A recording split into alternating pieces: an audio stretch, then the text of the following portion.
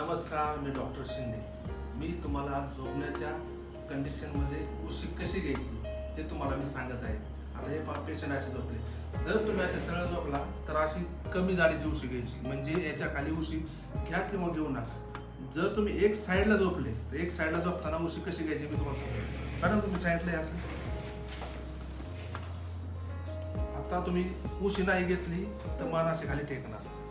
तर उशी घेताना ही मानेची पोझिशन अशी पूर्ण सरळ झाली पाहिजे, म्हणजे मान मोठी घेतली तर अशी उशी होणार, छोटी घेतली तर अशी होणार.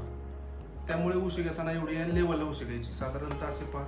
आता ह्यांना एवढ्या उशीची गरज आहे, अशी सरळ मान राहिली पाहिजे. ही सरळ मान राहिली तर मानेचे दुखणे कमी होईल.